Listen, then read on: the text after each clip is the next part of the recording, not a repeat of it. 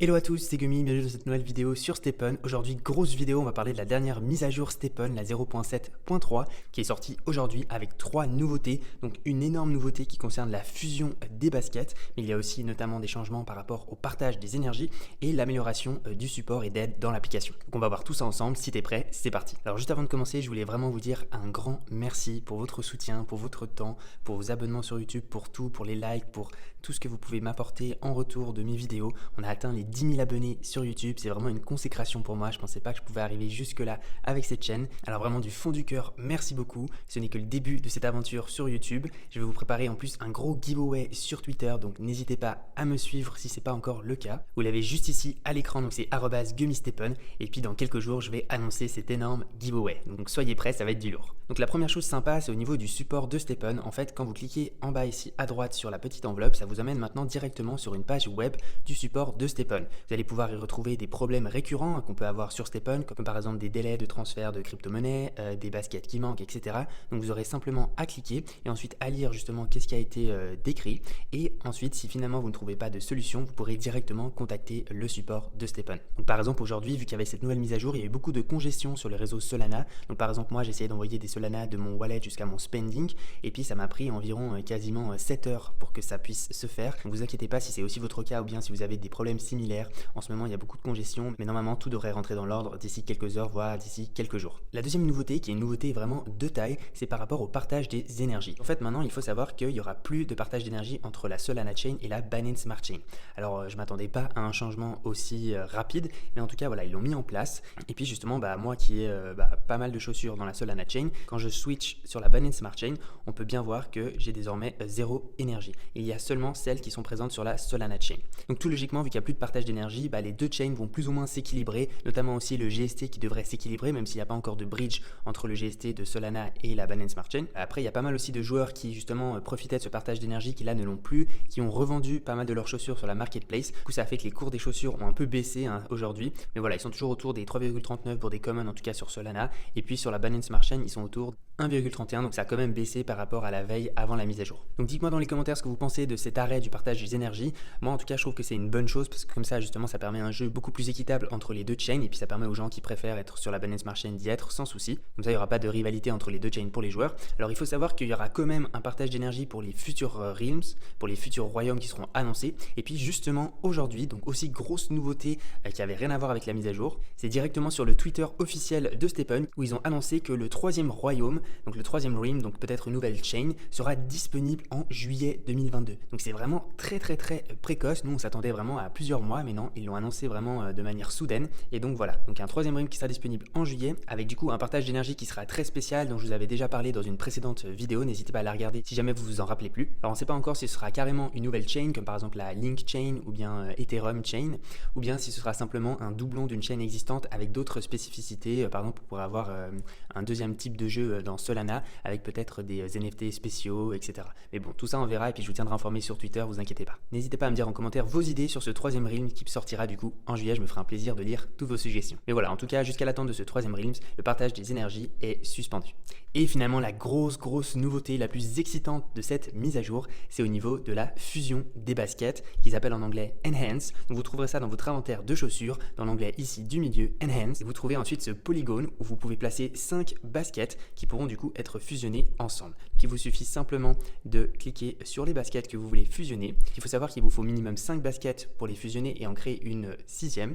Et puis que ça vous coûtera en plus des frais de GST et puis des frais de GMT comme on voit ici au milieu du cercle vert, 360 GST et 40 GMT.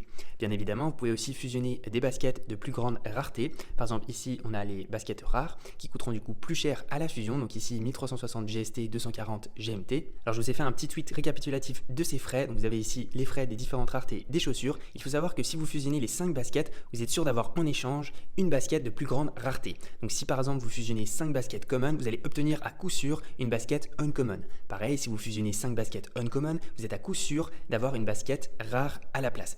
Et pareil, si vous fusionnez 5 baskets rares, une épique. Et finalement, ce qui est très intéressant de cette mise à jour, c'est que vous pouvez fusionner 5 baskets épiques et du coup, possiblement, pouvoir assurément obtenir une basket légendaire. Alors à l'heure actuelle où je vous tourne la vidéo, j'ai pas encore vu de fusion de baskets du coup qui ont donné des légendaires, mais je vous tiendrai informé sur Twitter, vous inquiétez pas. En tout cas, j'ai hâte de voir les designs et puis vraiment voir si c'est faisable ou si c'est pas simplement bloqué pour l'instant. Vous avez ici le coût en GST et en GMT, donc c'est vraiment astronomique, hein, 25 200 GST et 10 800 GMT. Et justement, j'avais fait un petit calcul ce matin, ça équivaut à environ 140 000 $. Donc c'est vraiment insane, hein. Je ne sais pas qui pourra justement fusionner autant de baskets avec un tel coût. Mais voilà, en tout cas, si un énorme wallet, un énorme joueur avancé avec beaucoup d'argent le fait, j'aimerais vraiment voir ça parce que ça peut vraiment en valoir la peine. Mais on est d'accord que c'est réservé à l'élite de l'élite de l'élite de STEPN.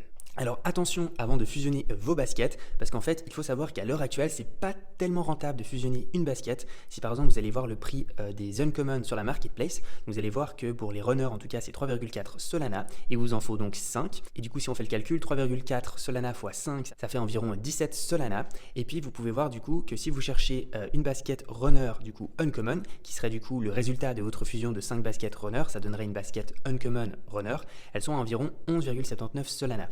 Donc en fait, si vous fusionnez 5 runners, vous allez dépenser 17 sols pour avoir une runner unco. Mais par contre, si vous l'achetez directement dans la marketplace, elle vous coûtera que 11,79 Solana. Donc vous ferez une économie de 6 Solana si vous achetez directement dans la marketplace. Donc c'est pour ça que c'est pas tellement rentable de faire une fusion. Il y a néanmoins certains avantages à faire des fusions de baskets qu'on peut retrouver du coup sur le white paper officiel de STEPN, qui pour rappel est le manuel des règles du jeu STEPN, que je vous invite vraiment à lire parce qu'il y a toutes les infos qu'il vous faut sur le jeu. Donc vous pouvez voir que quand vous allez fusionner 5 baskets ensemble, vous allez créer à 100% une basket de rareté supérieure. Puis en fait, cette basket sera un peu boostée. En fait, elle aura 20% de plus dans ses statistiques de base. Donc, vous avez ici le tableau qui vous montre ça. Par exemple, une uncommon qui serait du coup fusionnée, donc boostée, elle donnerait pas entre 8 et 18 d'attributs de base, mais elle donnerait plutôt entre 9,6 et 21,6 d'attributs de base. Alors pour rappel, les attributs de base seront encore une fois randomisés quand vous allez fusionner vos baskets, mais voilà, en tout cas, ça donne quand même un certain boost. Donc c'est pas garanti que vous allez vraiment avoir une basket fusionnée beaucoup plus intéressante, parce que ça pourrait très bien, par exemple, entre 9,6 et 21,6 tomber à 12, et puis du coup, ça reviendrait, voilà, comme une basket en fait classique qui est pas du tout boostée. Le seul intérêt, ce serait par exemple si vous avez peut-être la chance d'avoir un attribut qui tombe justement entre 18 et 21,6, parce que ça voudra dire qu'il aura vraiment une plus-value par rapport aux uncommon qui sont plus classiques. Et puis pareil ensuite pour les rares, les épiques, etc.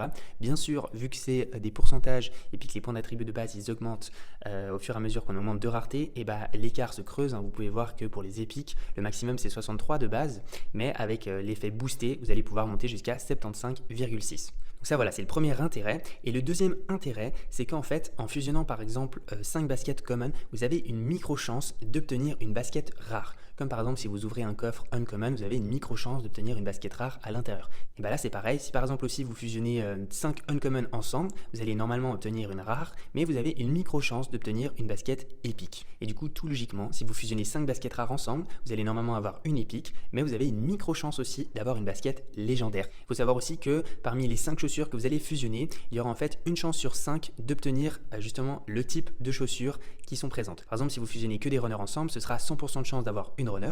Si vous fusionnez par exemple 2 walkers ensemble, ça vous donnera 20% chacune, donc 40% de chance d'avoir une walker. Et puis après le reste, si c'est des runners, vous aurez du coup 3 runners pour 60% de chance d'obtenir une runner.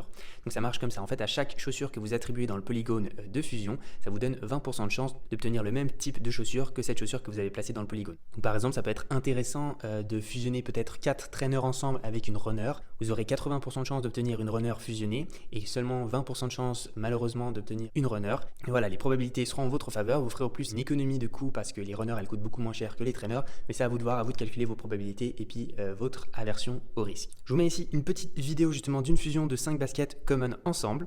Et vous pouvez donc voir que ce joueur a eu beaucoup de chance parce qu'il a obtenu une basket rare en fusionnant seulement que 5 baskets communes. Alors attention, les chances sont quand même très infimes, ne prenez pas ce risque, vous allez dans la majorité des cas obtenir une uncommon. Mais voilà, en tout cas sachez que c'est possible et puis c'est ça aussi qui donne un peu de fun dans le jeu. Alors on n'a pas encore les probabilités exactes d'obtenir une rareté supérieure ou bien 2 raretés supérieures. Peut-être que ça viendra prochainement, en tout cas je vous tiendrai informé comme d'habitude sur Twitter. Et finalement, la cerise sur le gâteau par rapport à ces fusions de gemmes, c'est que si vous fusionnez 5 baskets ensemble, avec notamment peut-être une basket Genesis comme celle-là que je détiens, une Genesis Uncommon, et bien en fait, en fusionnant 5 baskets avec une Genesis, ça donnera une autre basket Genesis qui gardera le même tag que la chaussure Genesis. En fait, la logique derrière, c'est que la basket fusionnée va garder le plus petit tag parmi les 5 chaussures.